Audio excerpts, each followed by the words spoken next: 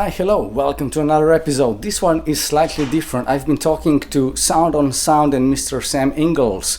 We were having a podcast basically, and all of a sudden the interview switched and the interviewer became the interviewee. And here's what Sam has to say about his process, how he reviews pro audio and HiFi gear for Sound and Sound for quite a lot of time. So here's something that we can all learn about the process and maybe better understand and judge reviewers. Coming up.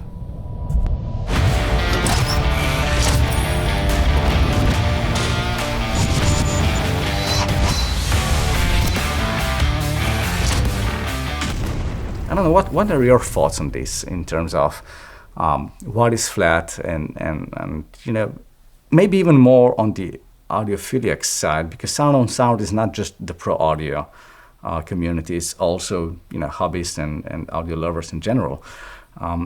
What is your opinion or your experience in terms of what is flat, what is neutral, what is actually balanced? Well, I review a lot of pairs of headphones for the magazine, and I would say, especially with closed back headphones, I hear what you hear with the Japanese models. There's a lot of them that have a very noticeable presence peak somewhere between 3 kilohertz and 8 kilohertz. And I had always assumed that was, you know, because that sounds superficially impressive and probably sells more headphones. But actually, your explanation makes perfect sense. If that's what you actually need in order to have a faithful rendition of speech in certain languages, that would be a very interesting explanation. It would be really interesting to do more research into that. But yeah, I also think my personal notion of flat, which seems to coincide fairly closely with what you get in something like real phones or the other correction utilities. I'm now hearing more and more headphones that sound pretty close to that out of the box. The first one I can remember was the Shure SRH 1840, which must be more than 10 years old now. And that was the first time I heard a pair of headphones. I thought, oh yeah, those sound really pretty flat. And since then, there have been a number of other examples, and the X1 is just the latest, really. When it comes to calibration in general, I'm sure you've reviewed monitors as well. We have a way to calibrate monitors, and we kind of agree on that. But then moving that to headphones introduces the problem of having an ear stimulator to do that. So it's not just a microphone that you can buy and place in your room. It gets a little bit more complicated. So what do you think about, or what are your thoughts on this? So all of a sudden, the calibration for headphones is basically provided by a few companies. So we have the Harman target curve, which is kind of the scientific way of doing things. Then we have the SonarWorks with their Sound ID, and we have Waves plugins that are also using some sort of calibration there. And then there's a bunch of others that are just using Auto EQ or some other source of measurements. So what is your take on this? Do you think it's a good thing that it's kind of consolidated and we only have like a limited amount of available measurements and ways of measuring things versus, you know, in the speaker world where there's many different microphones available, many different techniques of capturing the room, and different ideas of what is the right way, and then of course talking about the sweet spot where it is and how it should sound. What is your take on these two different areas of calibration? Well, I have a slightly a personal way of using these tools, which will probably horrify some people. And I use them very differently with speakers and headphones. So with speakers, my main monitors are a pair of Genelec speakers that have their speaker correction system built in. I've run that. I leave that on all the time. It gets my room as close to flat as it can be got, and it sounds good to me. I don't do that at all with headphones. What I do with headphones is I constantly switch the calibration on and off, because what's most useful to me is not hearing the headphones be flat. It's hearing what changes when I make them go flat from their natural state. And I think that's probably down to what you alluded to earlier, that I mean, even the best headphone correction software is essentially approximating a lot of things or guessing a lot of things. It's guessing what my ears are like. It's probably guessing what that individual pair of headphones is like, because there's going to be some variation between different examples. Yes. Likely it's guessing, for example, that it's assuming that the two earpieces on the headphones are identical, which they almost certainly never are. So I think there's a limit. There is a benefit in correcting headphones, but personally I feel that it's a limited benefit, and that's partly because I don't like mixing on headphones anyway. I find it much easier to mix on speakers, and I use headphones for checking my mix. And what I will do is toggle on and off the headphone correction and go, oh, okay, yeah, so now the mid-range really pokes out. I obviously need to rein that back in, even though it sounded fine on the corrected headphones. That might sound mad to some people, but that's how I work. I understand that completely. So the thing, or the philosophy behind this would be that as an audio engineer, again, referring to feedback and again, referring to we talk to our clients daily and we learn from them and what they need, is obviously a monitoring system that will work anywhere, anytime, more and more. So yeah, having a studio set up is great, but you're not always at home at your studio. Then you have great speakers and you move to another city or whatever for a project or for a family. It doesn't really matter. You take those speakers with you and they sound completely different in a different environment.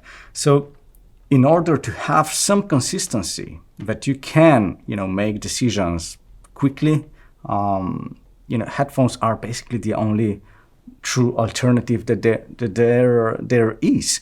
And the funny thing that you mentioned is that you like to play with on and off the calibration in the headphone systems, which reminds me of mixing with speakers when you're in the sweet spot, but you want to go out of the sweet spot and then back into it to get like the true sense of what's going on with the audio.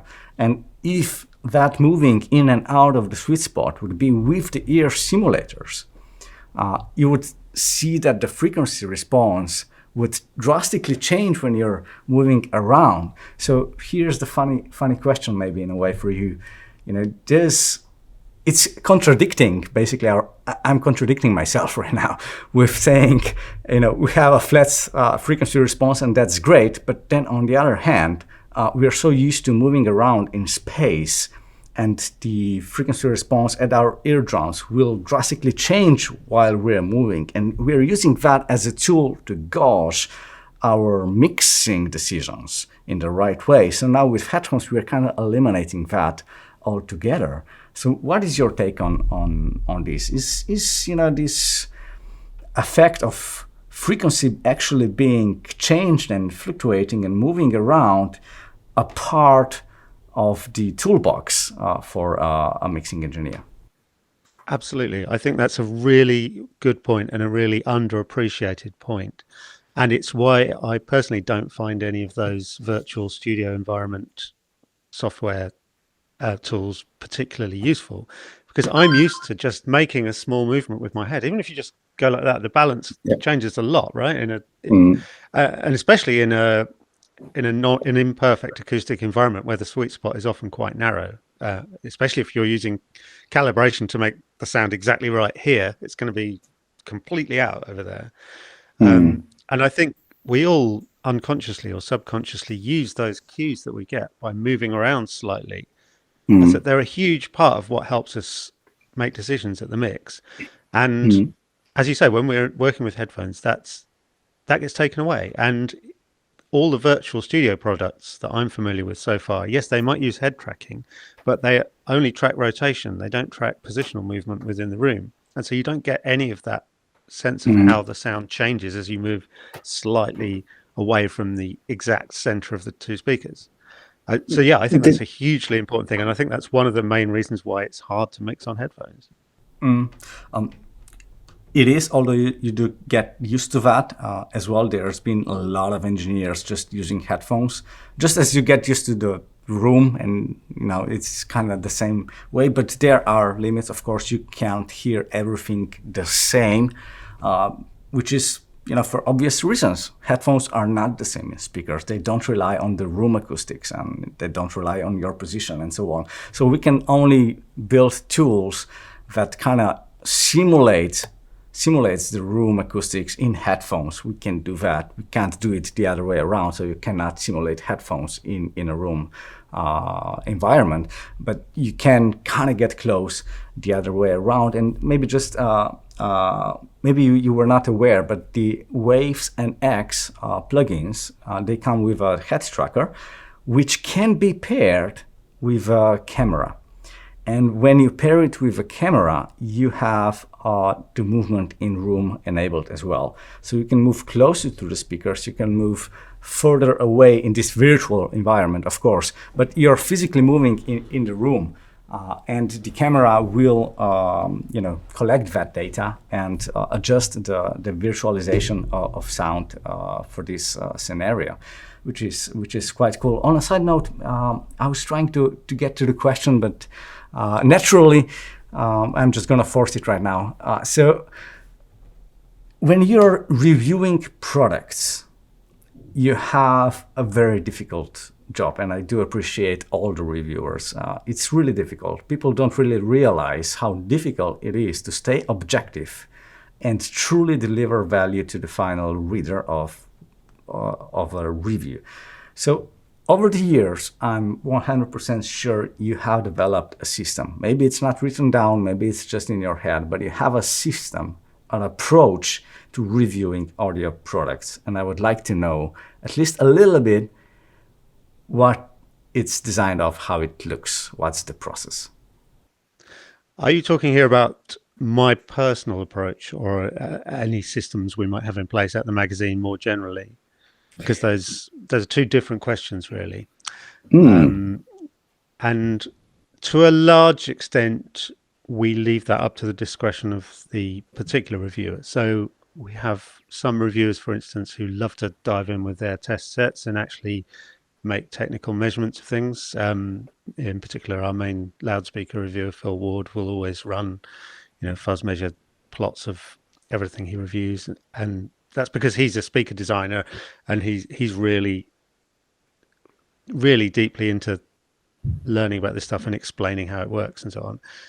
And other reviewers might go for a more sort of subjective evaluation of a product, and that those approaches are both valid. It's a magazine, right? It's not intended to be that it speaks with one voice. It presents a bunch of diverse people writing in their own style about the things that they find particularly interesting or they particularly value.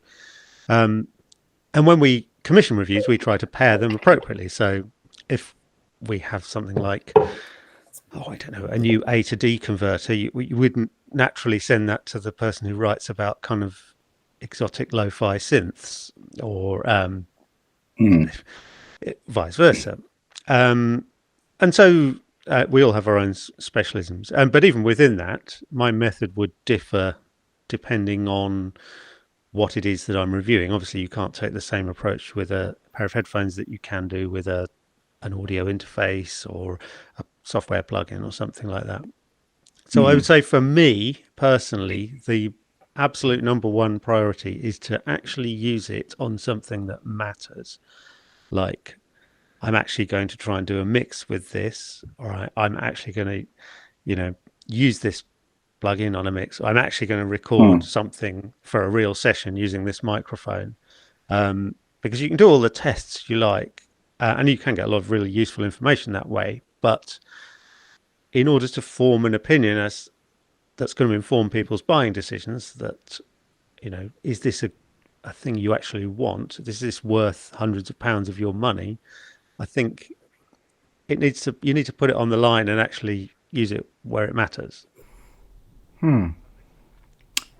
Absolutely. So to simplify it, it would be like, give it a proper test run and then kind of, write about your experience with the product. So that would be considered, at least from my point of view, that would be like one input into the review, would be your personal experience with the product in real life scenario. That would be one input. Then I think that another one is, the general public opinion. So for example, if you would be reviewing, I'm just going to illustrate it over here for fun. If you would be reviewing, a Ferrari, world famous brand, everybody knows about it. So obviously your thoughts would be influenced by the general knowledge about Ferrari, wouldn't it be?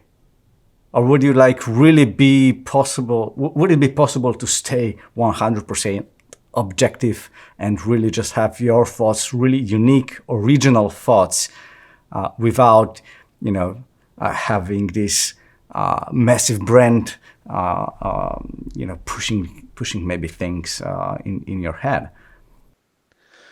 That's a good question. I'm not sure that we ever review anything that's that much like a Ferrari in that sense.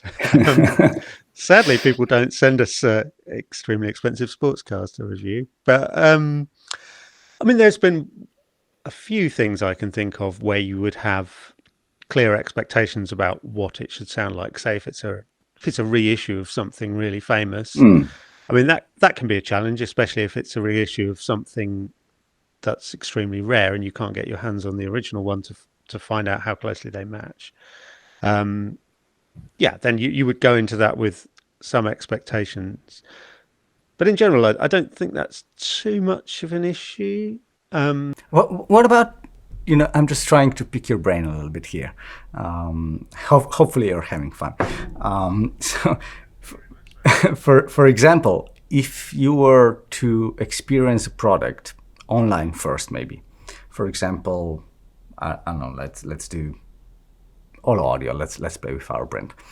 So you would hear and read about the original S4R, the closed back version. You would never try it. It's been discontinued even at the moment, right? So the next time when you get maybe the new version of a closed back headphone from us, you would have some prior knowledge about the product line, which is not based on your true experience, but it's based on what you've read and learned from the community in general. Would that influence your thoughts in terms of what are you going to check? What are you going to talk about?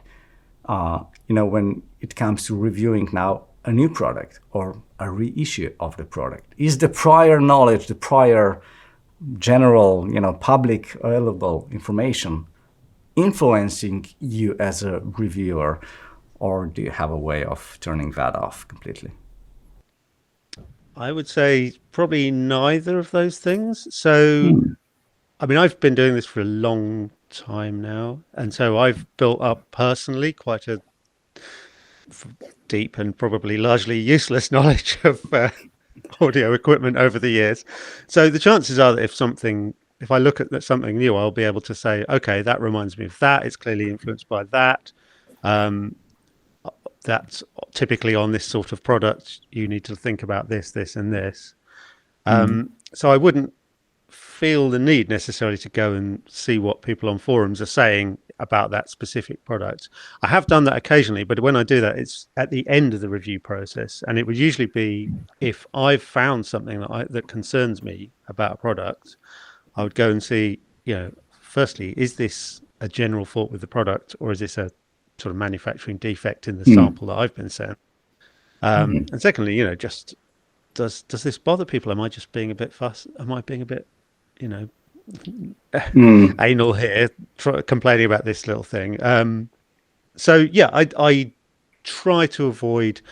What I certainly wouldn't do is Google other people's opinions about a product before I'd formed my own opinion about it. I think that's, like you say, that's a recipe for sort of undermining your own independence as a reviewer, really. And because there have been products where public opinion is shockingly bad about it, and I really like it. One example is I don't know if you remember the Gibson robot tuners on guitars, which Yeah. everybody hates except me, and I love them. That's really cool. And I think it's important that maybe I'm wrong because everyone else hates them, but I think it's important that I have the confidence to actually say, well, this is my opinion, and these are the reasons why I have that opinion, and I maintain it despite what other people think. Do you by any chance talk to the product creators as well in the process of reviewing a product? Again, that's quite dependent on the product and on the company. It's more often the case with a small company like yours, then quite often it will actually be the person who built the product who gets in touch and says, "Would you like to review this?" and sends it. And then quite often you do fall into a conversation, and they explain what they're trying to do, and that can be pretty helpful. Obviously, with a large multinational corporation, it becomes much harder to reach the actual product designer.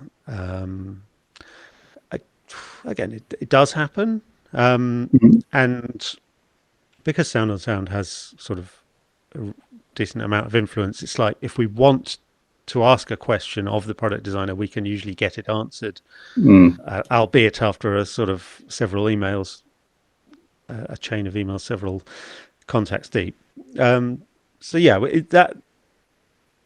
it's sometimes useful for us to be able to ask those questions. Yeah. I can imagine.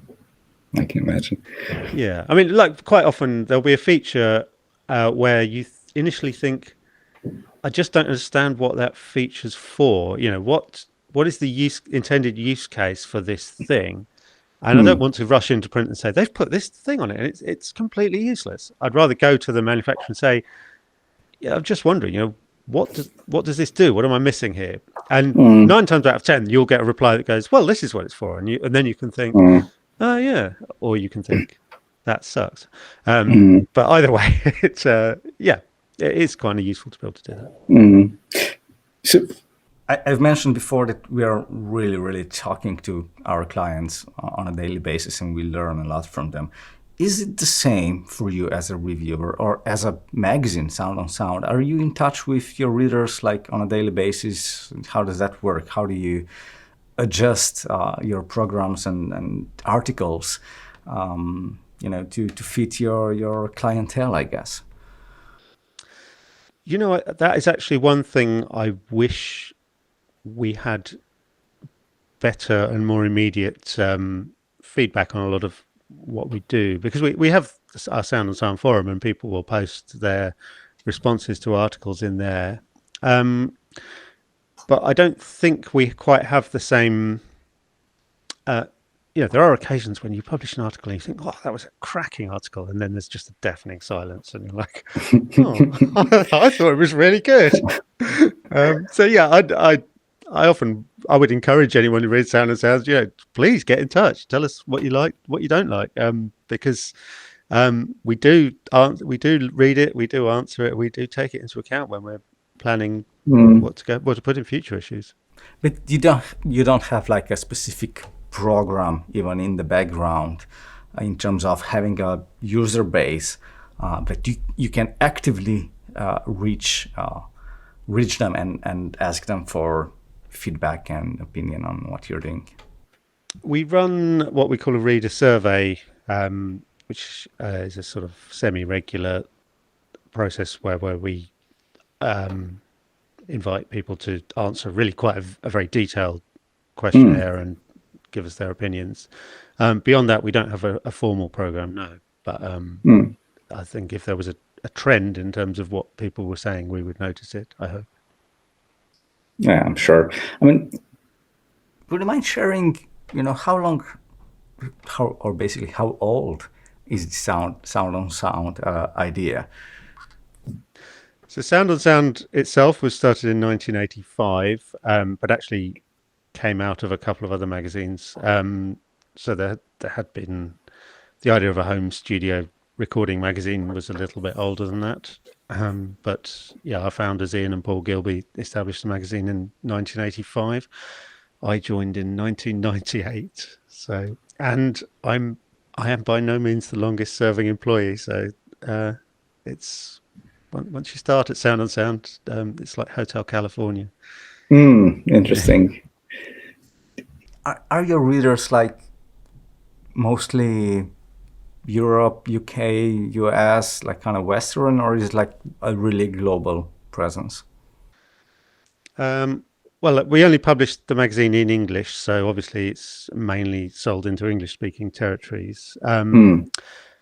At present, I mean, the US is probably our largest readership.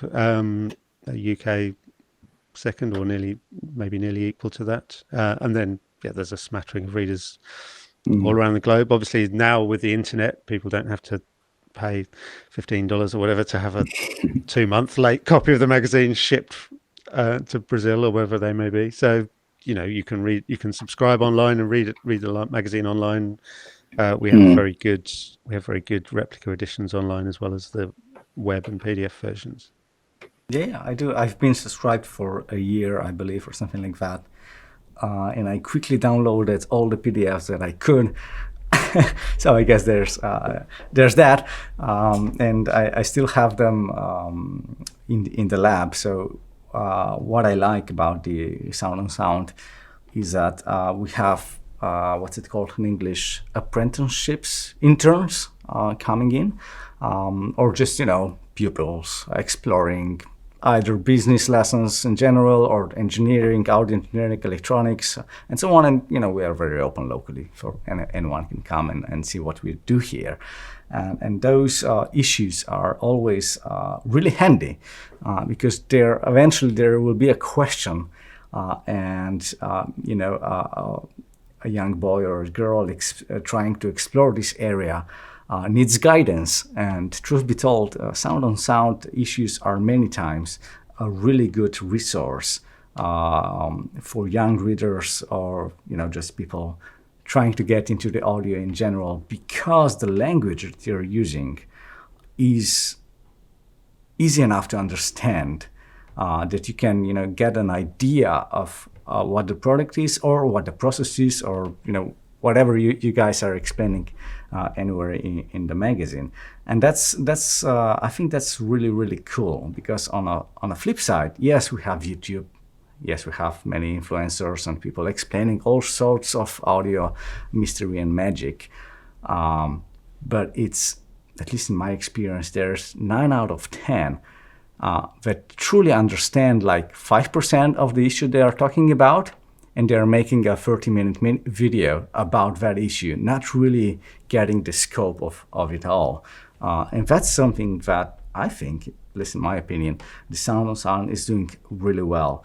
And I see now why, because you've been in the industry for so long, and you've been reviewing stuff and talking about audio for decades. So obviously, whenever you experience a new product or a new process or whatever software, it doesn't really matter. You have a foundation that you can base your thoughts on and your opinions on, and even if you form it in a educational or in a knowledge-based kind of way, it's solid, and it can be translated into a simple language that anyone can understand. So kudos to you guys. You're doing a great job. Yeah, I mean, I think one of the hardest lessons to learn in life in generally, and certainly in what we do, is understanding the limits to your own knowledge, and knowing when you've reached a point where you think you're going, well, I think I understand this, but actually, do I? And then having then realizing that and going, okay, right, I know the questions I need to ask, and I know what I need to do to complete that, to fill in that little missing piece. And like you said, there's so much content on YouTube, and YouTube is so demanding of content that people have to churn out a new video every day, every 2 days or something. There's no time for that kind of fact check. There's no time for people to go, oh, hang on a minute, mate, what I just said there, was it right? And so you get all this kind of misinformation that just sort of swirls around and never really gets corrected. It's unfortunate. That's the big part, never gets corrected. Because with magazines, at least traditionally, you would reissue, or in the next issue, you would say, we made a mistake. right? We had a wrong picture, we did a wrong statement, we didn't understand something, whatever. You would at least address it. It's still out there, but you would address it. In this YouTube, I had my own experience with YouTube reviewers. I'm not going to mention over here to not get knocked out, but it does not get corrected. And the accountability for misinforming the public is not with them. So that is sad. And eventually, I think that many companies, and I do see that trend more and more, are actually kind of like avoiding this trend of YouTube reviewers that are just doing that for the clickbaity stuff. Basically what they're doing, many times, not always, but it does happen, that they would use our brand or some other brand name to get clicks. Meaning, if you say something like, I'm just going to use another example that we used before, like Ferrari, right? So I've just paid X amount for a Ferrari and it broke down in 10 miles, right? So that's a clickbaity thing, and people are going to click on it not because of the quality of the reviewer or their reach or anything in regard to that. They're only going to click because the reviewer is using the brand and the leverage that a brand is giving him. And that, I think, is quite dishonest, and it happened to us quite a few times. So I'm a little skeptical, and I'm trying to get through the vetting process every time when I'm making a deal with any reviewer, including Sound on Sound. I've talked to you and I talked to Nick, getting every detail checked and squared, so that we have a nice experience, and then we have a nice collaboration. And at the end of the day, the most important part for us, and I believe for you, Sam, as well, is serving the community. Serving, in our case, serving our clients, in your case, serving your community with correct information so that they can make, educated decisions. I think that's what it's all about, isn't it? Absolutely. I mean, if we're not helping people to make the right decisions when they spend their money, then why are we here? Exactly. It's super important. And if you're not helping people to make the right decisions when they're mixing, why are you here? Exactly. And we've come full circle, I guess. Well, I mean, thank you, Rock. This has been absolutely fascinating. It's really nice to have a proper sort of two-way conversation rather than just me firing off questions at people. So, of course. yeah, You're welcome. it's been absolutely fascinating.